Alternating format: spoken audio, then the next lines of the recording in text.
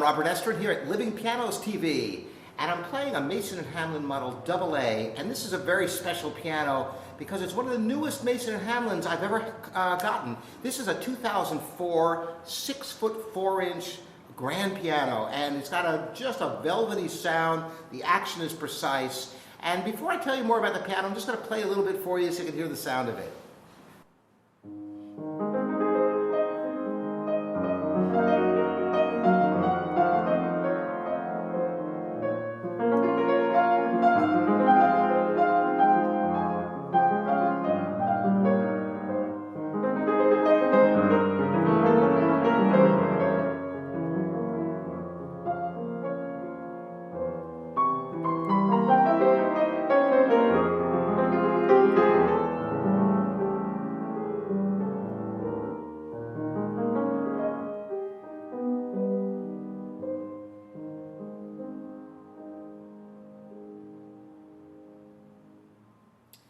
Such a rich, fat sound Mason Hamlin is famous for.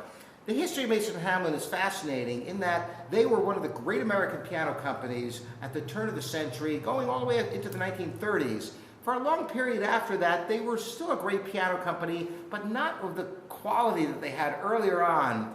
In the 1990s, Mason Hamlin was liquidated and bought by Piano Disc.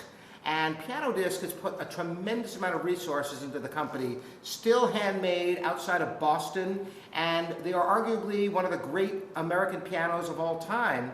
And just Mason Hamlin and Steinway are the last remaining piano companies left. Charles Walter also producing a few pianos every year, but Mason Hamlin is a very special piano in a number of ways.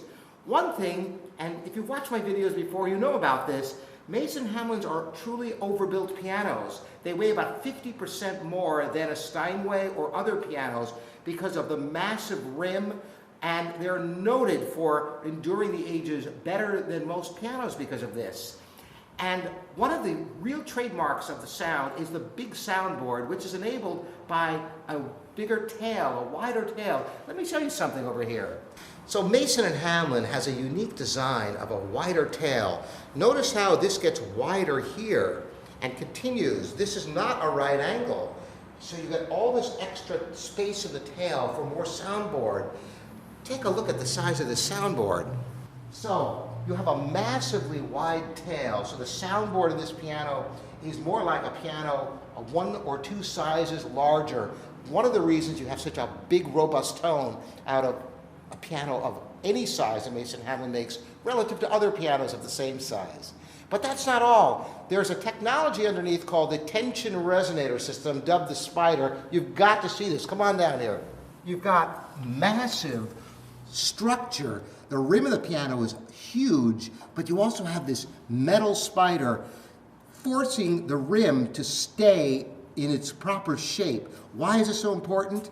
Well, the soundboard of a piano is supported by the rim, and it's under tension, causing a slight upward arching referred to as crown. If your soundboard flattens out, you lose all the tone of your piano, and you can restring, you can rebuild, and never get satisfying results.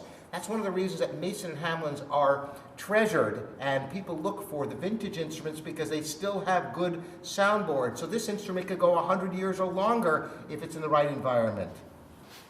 So if you're looking for a top-tier piano in absolutely pristine condition, I highly recommend this Mason & Hamlin. In fact, I have to apologize that it's not pristinely in tune, because yesterday I was so excited I practiced on this for quite a bit of time and knocked a few unisons out. But I assure you that it will be tuned again by next time you come see me. So thanks for joining me, Robert Estrin here at Living Pianos TV. See you next time.